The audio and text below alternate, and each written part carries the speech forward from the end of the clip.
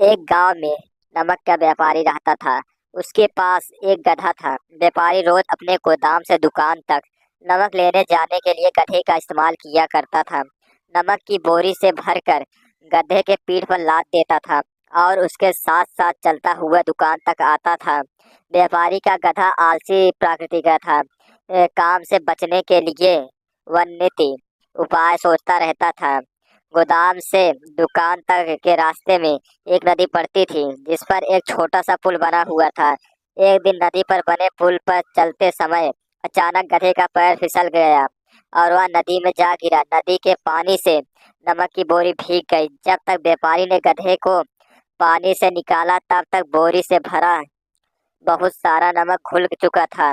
गधा जब चलने लगा तो उसे बोरी का भार बहुत कम महसूस हुआ और वह खुश हो गया। उसने सोचा कि अपने ऊपर लदा बोझा हल्का करने का ये बहुत बढ़िया तरीका है।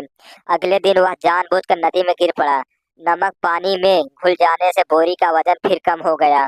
उसके बाद से वह हर रोज ऐसा ही करने लगा। रोज रोज गधे की ये हरकत देखकर व्यापारी उसकी चालाकी समझ गया।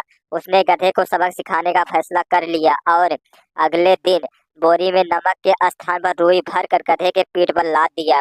रुई हल्की थी, इसके बाद भी आलसी गधे ने सोचा कि क्यों ना रोज की तरह नदी में पानी में गिरकर इस वजन को और कम कर लिया जाए। इसलिए वह जानबूझकर नदी में गिर पड़ा, लेकिन इस बार बोरी में नमक नहीं था बल्कि रुई थी। पानी में भीगकर रुई की वजन कई गुना अधिक बढ़ गया।